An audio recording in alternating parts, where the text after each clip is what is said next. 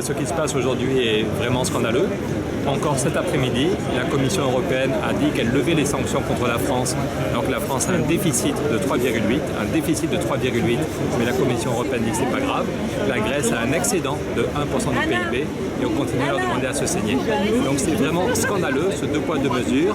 On voit bien, personne ne dit qu'il n'y a pas besoin de réformes en Grèce. Le gouvernement et le peuple veulent qu'on leur donne un peu d'oxygène pour faire des réformes, et des réformes qui vont dans le sens de la justice sociale et de l'efficacité économique. Et là, depuis que le gouvernement de Tsipras est arrivé, c'est le supplice chinois. Tous les mois, on leur met la pression, alors que, je le redis, la France qui a un déficit de presque 4% du PIB, il n'y a pas de problème. Et la Grèce qui est en excédent, parce qu'elle a fait des efforts considérables, le peuple grec s'est saigné aux 80, a fait des efforts considérables depuis quelques années, et on continue. C'est totalement scandaleux, on voit bien que le problème n'est pas économique, le problème est d'abord politique. Est-ce qu'on peut choisir une politique différente? Voilà.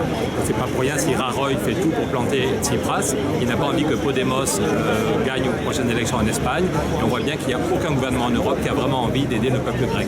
On l'a dit à François Hollande la semaine dernière, on a été reçus pendant plus d'une heure avec Pierre Laurent, Éric Coquerel, Clémentine Autain et d'autres. On lui a dit que c'était scandaleux, le silence de la France. On entend beaucoup le FMI, on entend beaucoup de Tsipras et de son équipe. On aimerait savoir si la France est solidaire ou pas du peuple grec.